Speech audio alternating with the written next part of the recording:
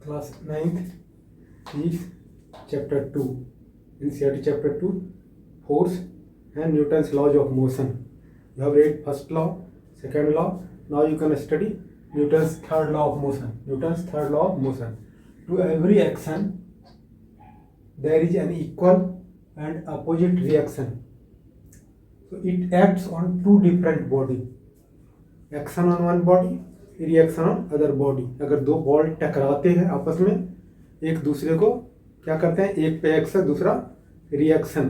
एक ball strike करो ground पर, action by ball on the ground and ground also reaction by ground on the ball, ball will come up.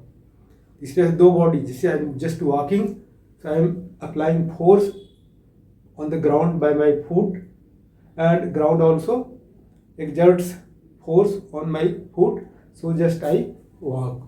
So to every action there is equal and opposite reaction. ये दो ball है A और B, दोनों एक दूसरे को collide करेगा. तो क्या हो गया, इस बॉल A पर force on A due to B, action on A due to B. Reaction क्या होगा, this is force on B due to A, reaction on B due to A. दोनों एक्शन और रिएक्शन क्या होगा, opposite. So this is the opposite, so negative sign. This negative sign shows both forces are acting in opposite direction. So then if you write this left side, so it will be net force FAB plus FBA is equal to 0. Net force क्या हो गया, 0. External force act नहीं करेगा. Now after that you will study law of conservation of linear momentum. Now, law of conservation of linear momentum. Momentum, you know, P is equal to mv. Law of conservation of momentum. Momentum P will be constant. How? M क्या है, constant है, mass of body. Velocity, अगर कोई external force act नहीं करेगा body पर, velocity क्या होगा, constant होगा. यानी एम पी क्या हो जाएगा, कांस्टेंट हो जाएगा. मोमेंटम कांस्टेंट हो जाएगा. यानी कोई बॉडी पर एक्सटर्नल फोर्स एक्ट नहीं किया तो बॉडी पर मोमेंटम क्या हो जाएगा, कांस्टेंट हो जाएगा.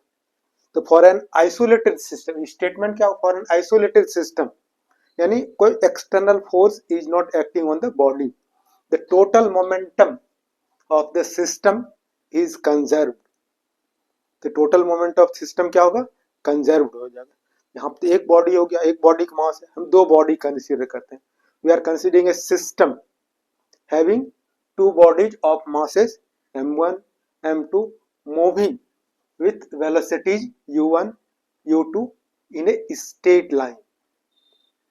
Before collision, after collision t second, their velocity will change. The velocity v1, let v1 v2 be the velocity of mass m1 and m2 after collision. So now second law of motion, you can see second law of motion will apply.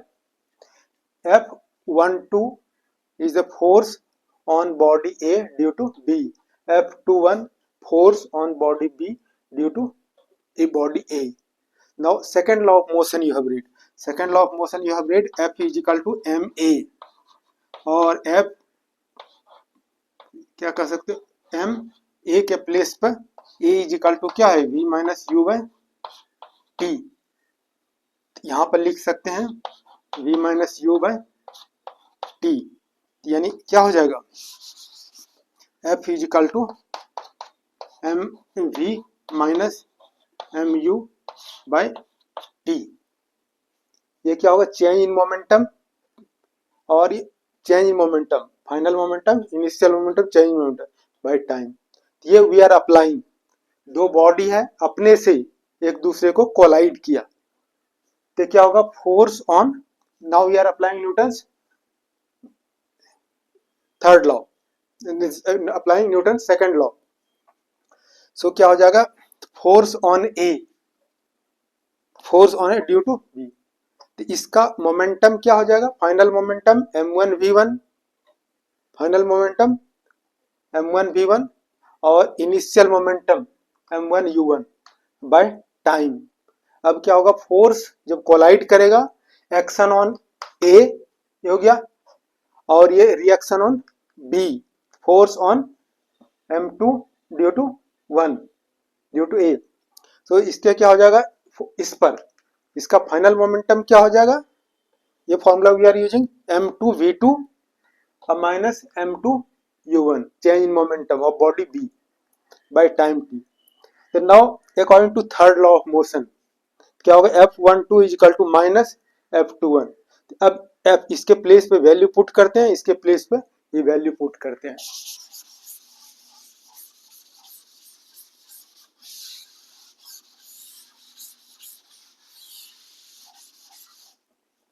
इसके place पर m1 v1 minus m1 u1 by t is equal to minus और m2 v2 minus m2 u2 by t, this t we can cancel।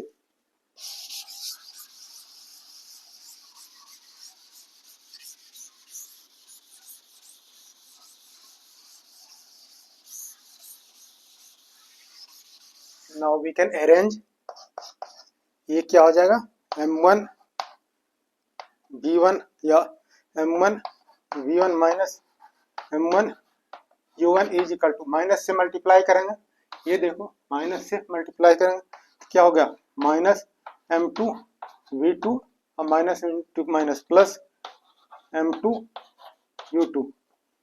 Therefore you can say, इधर हो जाएगा m1 v1 plus, इसको इधर ले आते हैं m2 v2 is equal to, इसको इधर ले आ सकते हो m1 u1 plus m2 u2, this you are getting. ये क्या होगा, टोटल मोमेंट, सिस्टम है, सिस्टम में दो बॉडी है, इसका मोमेंटम m1 u1, इसका momentum m2 u2, total moment of the system before collision m1 u1 plus m2 u2, total momentum after collision, इसका मोमेंटम क्या होगा m1 v1 plus m2 v2, total momentum after collision ये क्या होगा m1 v1 plus m2 v2। तो क्या हो जाएगा, ये total momentum after collision, total momentum before collision. इसका स्टेटमेंट क्या लिख सकते हो, फॉर, ये तो दो बॉडी है, दो से अधिक भी बॉडी हो सकते हैं, तो if no external force is acting then total momentum before collision is equal to total momentum after collision. तो ये क्या हो जाएगा, total momentum after collision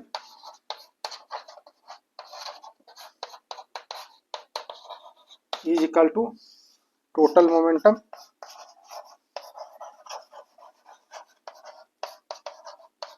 before collision